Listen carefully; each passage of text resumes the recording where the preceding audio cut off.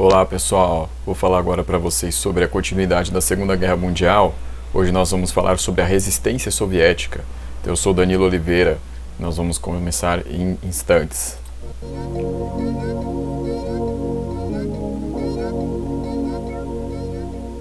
Então, como nós vimos na aula passada, a Alemanha invade a União Soviética em 1941, no mês de junho, e aí manda lá mais de 3 milhões de soldados, manda tanques, aviões, manda oficiais ali dos Einsatzgruppen, que eram os grupos especiais para assassinar civis, principalmente judeus, que fossem ameaças ali para o regime alemão.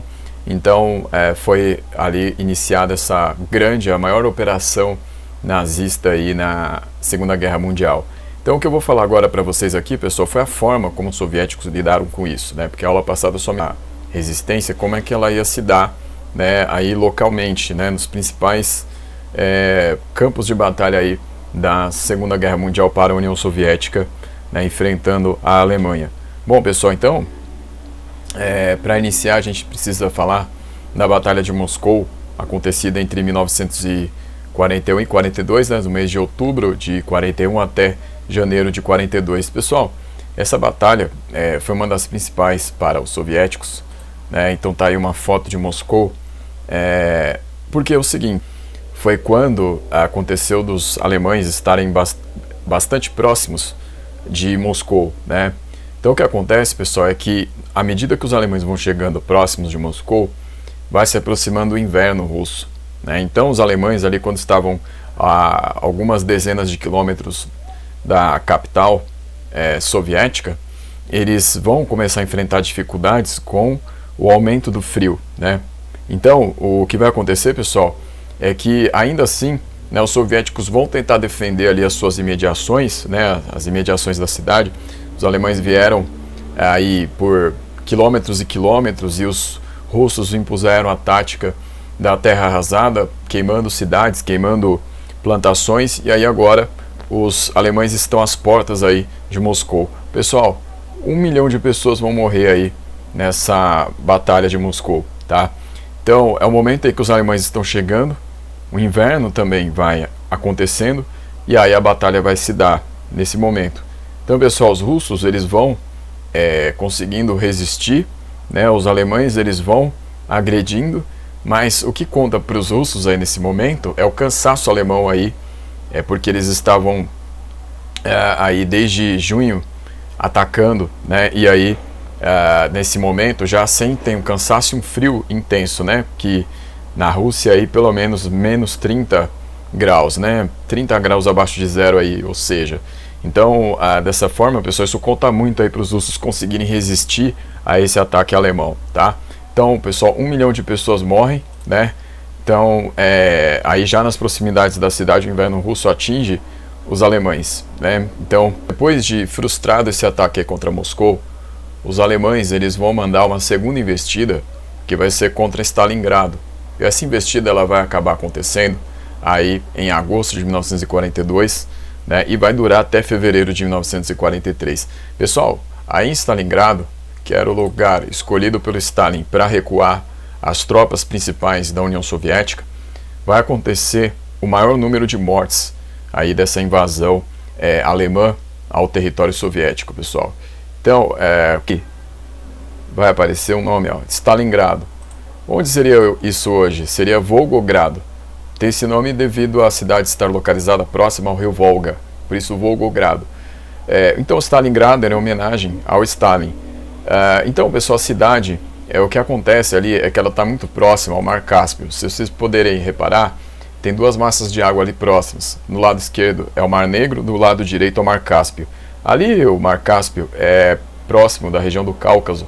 Aquela região é rica em petróleo. Então, nos planos do Hitler, era interessante adquirir aquela região. Então, Stalingrado era um entrave aí que o Hitler precisava ultrapassar para conseguir dominar aquelas bases petrolíferas do Cáucaso. Então, esse era o plano econômico aí na tentativa de conquistar Stalingrado. 2 milhões de pessoas vão morrer nessa batalha de Stalingrado. Então, pessoal, a batalha de Stalingrado, os soviéticos vão perder 1 milhão de pessoas aproximadamente. o outro 1 milhão, né, claro que é um número aproximado, vai ser dos alemães, né. Então, pessoal, dessa forma, né, então foi uma batalha mais significativa assim, em perdas na Segunda Guerra Mundial, aí, envolvendo Alemanha e União Soviética, tá?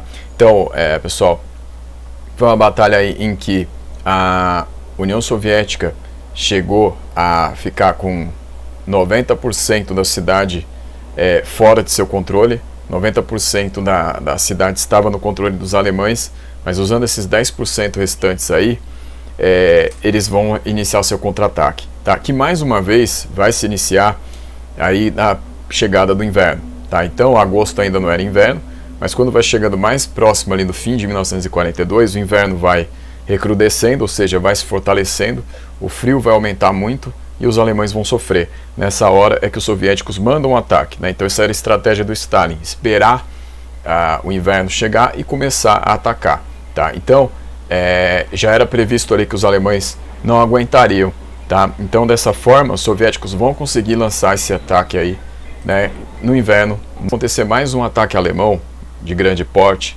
na cidade de Kursk, aí também ainda no leste, que vai ser, pessoal, de julho a agosto de 1943, tá? Então o que vai ser essa batalha aí? Pessoal, vai ser uma batalha em que os alemães estão contando com tanques, só que é o seguinte, eles estão contando com a chegada ainda de mais reforços. Então o que os soviéticos fazem? Os soviéticos ali, aproveitando do ganho de moral, né, do ganho de confiança na batalha de Stalingrado, vão lançar um ataque aí preventivo contra os alemães que estão esperando esses reforços. Então, pessoal, 388 mil pessoas vão morrer na batalha de Kursk, que é considerada a maior batalha de tanques da Segunda Guerra Mundial. Então a União Soviética manda esse contra-ataque preventivo, tá? E os alemães eles vão ter uma grande perda aí de aviões, tanques e homens. Então só de aviões são cerca ali de 700, né? Mesma coisa aí com os tanques. E no caso dos homens aí são 170 mil aproximadamente, tá?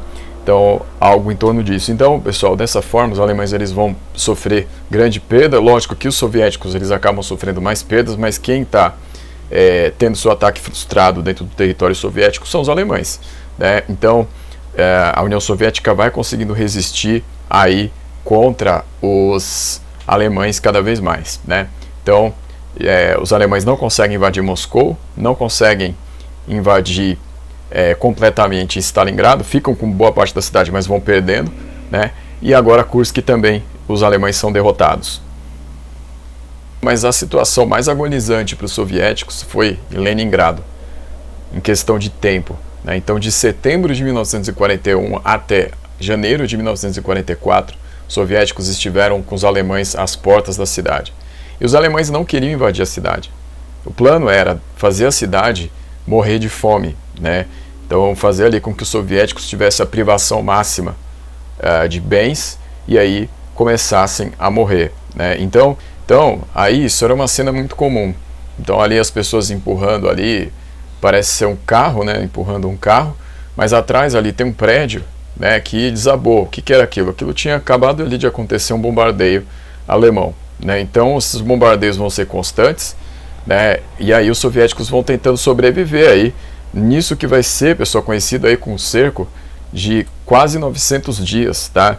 É conhecido assim, né, como cerco dos 900 dias ali para arredondar, mas foi quase isso, tá? Então os alemães, pessoal, eles vão então fazer com que os soviéticos fiquem sem água, eletricidade e comida.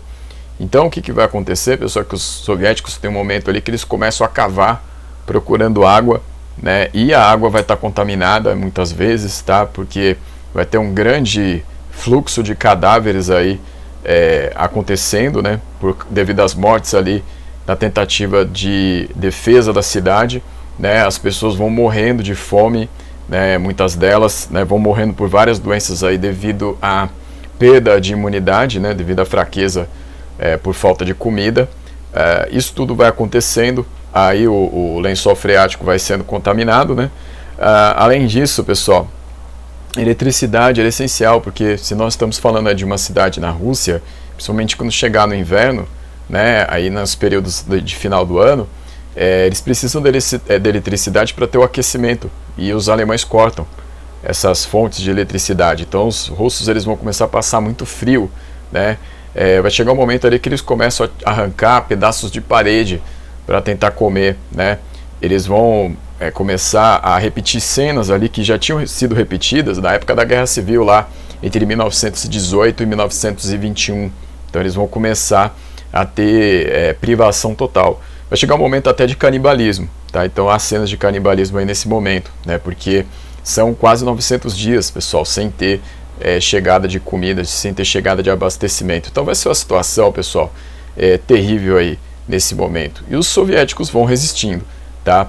Mesmo com tudo isso aí, eles vão ficar de arma na mão resistindo, tá? Em alguns momentos, os alemães eles vão começar a entrar em alguns lugares, né? E aí se relata ali que demorava mais ou menos uns 15 dias ali mais ou menos para eles conseguirem tomar uma casa em Leningrado, né? Então vai ser uma situação dramática, né?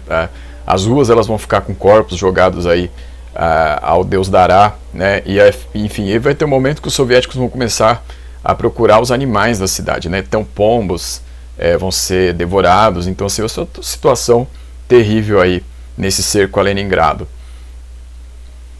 Isso daqui é uma cena que ficou bastante famosa, né? Uma foto aí que ficou bastante famosa, que é um confronto. Aqui na foto nós temos aqui a visão de um avião que é do Stuka, né? Então aí um piloto nazista que depois teve uma biografia, o Rudel, que relata aí vários triunfos na Segunda Guerra Mundial.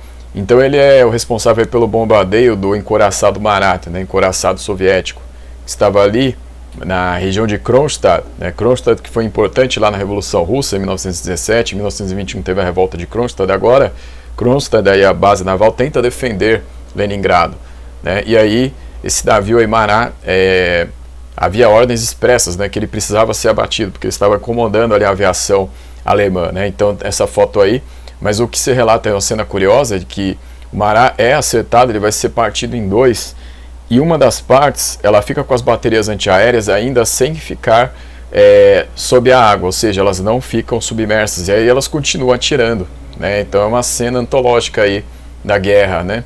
Então esse aí foi o confronto entre o avião Stuka, né, e o encouraçado Marat.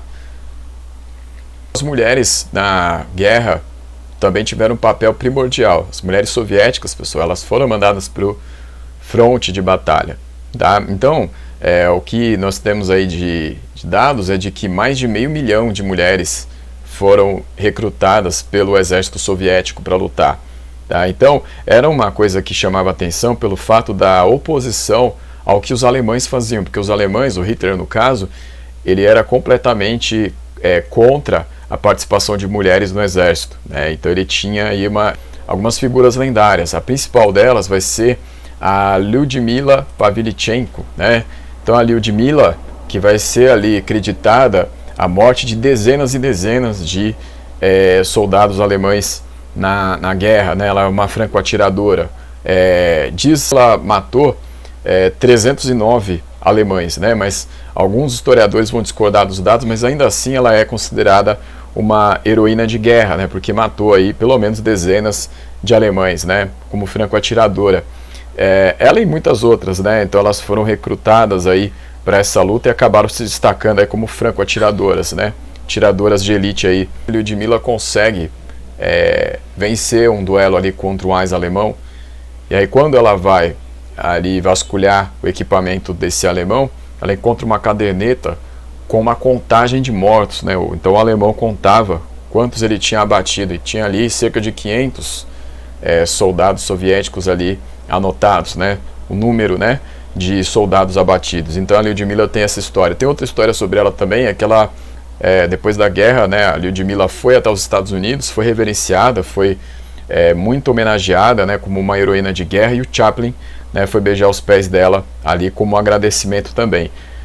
Então, pessoal, ela tem destaque a Lyudmila Pavlichenko, como várias outras, né? Tem histórias aí de, por exemplo, de que as mulheres soviéticas elas sempre atuavam em dupla. Então teve um momento ali num cerco, né, que uma dessas duplas elas perceberam que iam ser abatidas. O que elas fizeram foi abrir as granadas, esperar os alemães entrarem no lugar onde elas estavam escondidas e aí acionar e aí explodir e levar os alemães junto. Tem outra história que se conta também, é de que uma dessas heroínas soviéticas, uma delas entrou também no confronto direto com o AIS alemão. Nesse confronto direto, os dois atiraram ao mesmo tempo. A sorte desta atiradora soviética é de que o empuxo do fuzil acabou batendo no rosto dela, o rosto dela foi para trás, e aí o que acontece é que a bala do alemão vai bater na culatra do seu fuzil, né? Então por pouco ela não morria, tá? Então isso é uma das outras histórias, tá? Tem pessoas que perderam membros aí na guerra, pessoas que perderam às vezes tiveram o seu olho perfurado lateralmente e sobreviveram, né?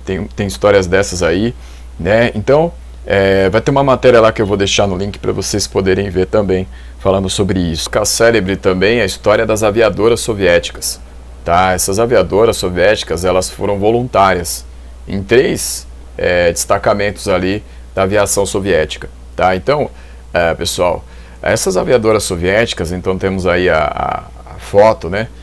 O que vai acontecer, pessoal? Elas vão ser conhecidas como as bruxas da noite, né? Por que esse nome? Esse apelido aí foi que os alemães deram para elas, porque elas tinham o costume de atacar à noite, os alemães, enquanto eles estavam ali tentando parar seus ataques, né, descansar, era a hora que os soviéticos não davam trégua, né? Então as bruxas da noite atacavam, né, bombardeando, atirando. Então dessa forma aí, os alemães vão relatar que muitas vezes a aviação comandada por essas mulheres incomodava muito mais do que a aviação dos homens, né? Então até o treinamento, né, o que se diz ali é que no treinamento dessas bruxas da noite é que elas conseguiram completar ali cursos avançadíssimos em 6 meses, enquanto os homens demoravam 18 meses para fazer a mesma coisa, né? Então, pessoal, dessa forma aí elas vão ter papel de destaque aí no enfrentamento dos alemães. E pilotando, pessoal, um tipo de avião que vocês vão ver agora, como este aqui, pessoal, o Polikarpov, tá? É o Polikarpov Po-2. Pessoal, é um avião que na época ele tinha sua fuselagem feita de madeira, né? Então isso dava uma lentidão muito grande para esse avião, né? Então o avião, o que acontece é que ele alcançava apenas metade do que os aviões alemães alcançavam, né? O que os Stukas, por exemplo. Então, pessoal, dessa forma era uma proeza, mas tinha uma vantagem. O avião ele ser mais lento dava mais controle de manobras ali para as mulheres. Então quando elas precisavam acertar um alvo, por exemplo, era mais fácil. E outra coisa também é o seguinte, quando o avião é muito rápido, ele demora um pouco mais para mudar de trajetória. O avião ele alcança menos velocidade, você tendo maior controle, você consegue fazer as manobras mais rápido, mais fácil, né? E aí o que acontece? Era mais difícil acertá-los, né? Então, e outra coisa também é que como elas atacavam à noite, os alemães eles vão ter dificuldade para conseguir lidar aí com as manobras que essas mulheres faziam, né? Então, principalmente porque os alemães estariam no chão, ainda se preparando para poder reagir, né? Então, foram mulheres aí que, então, há relatos aí de que havia ainda uma sensibilidade, né? Quando se matava o seu primeiro soldado ali, adversário, elas ficavam assustadas, mas aí algumas comandantes, uma delas vai ter uma frase famosa ali, que vai ser, né, um cartucho, um nazista, né, ou um cartucho, um fascista. Essencial aí nessa resistência soviética vai ser o papel do Stalin, tá? Então Stalin, pessoal, ele vai ter aí o papel primordial. Quem relata isso é o Simon Sebag Montefiore,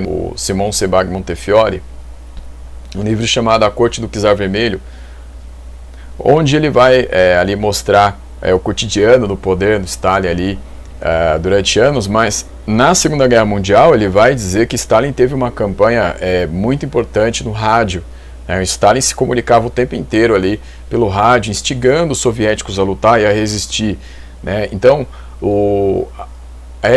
esse momento aí na história soviética vai ser conhecido como a Grande Guerra Patriótica e não como Segunda Guerra Mundial. Aqui no Ocidente a gente chama de Segunda Guerra Mundial, lá não. Era a Grande Guerra da pátria russa, da pátria soviética. Eles precisavam resistir, né? Então, se os alemães vencessem aí os soviéticos, era grande chance deles conseguirem uma estabilização aí de grande massa territorial e vencer essa guerra. Então os soviéticos foram essenciais para resistir aos alemães, pessoal. Então aí, no período de 41 até 44, é quando os soviéticos vão se organizando, né? Stalin vai coordenando ali a ação soviética para depois lançar o contra-ataque definitivo, né? E iria entrar ali então na Europa de vez, né? Na Europa Oriental, e aí tentar chegar até a Europa Ocidental. Então esse é o papel do Stalin na guerra, pessoal, que foi essencial. Pessoal, então os soviéticos eles vão conseguindo resistir e contra-atacar os alemães. Então por volta de 1944, os alemães eles são expulsos ali das imediações de Leningrado. Eles são expulsos das imediações, já tinham sido expulsos das imediações de Moscou, de Stalingrado, de Kursk. Então os soviéticos estão empurrando os alemães de volta. Só que não é apenas isso, tá? Enquanto os soviéticos estão exercendo esse papel primordial, do outro lado, na frente ocidental, como eu falei para vocês, os Estados Unidos entraram na guerra. E os Estados Unidos vão ter ação muito importante também, tá? E aí, o que vai acontecer, pessoal, é que na frente ocidental, os Estados Unidos vão tomando ações para tentar diminuir o poder dos alemães e italianos ali também, né? Então, é essa ação dos Estados Unidos aí que vai começar, de fato mesmo aí, entre o fim de 1941 e início de 1942, vai então colocar aí uma dificuldade imensa para os alemães no campo ocidental, tá? Então, como que vai acontecer isso, pessoal? De que forma essas ações aí vão complementar aquilo que os soviéticos já estavam fazendo? E como que os Estados Unidos vão lidar lá no Oriente, né? Com o Japão? Como que isso vai acontecer? Pessoal, a gente vai ver isso daí na aula que vem. Então, por enquanto é isso daqui mesmo. Obrigado. Então, até a próxima.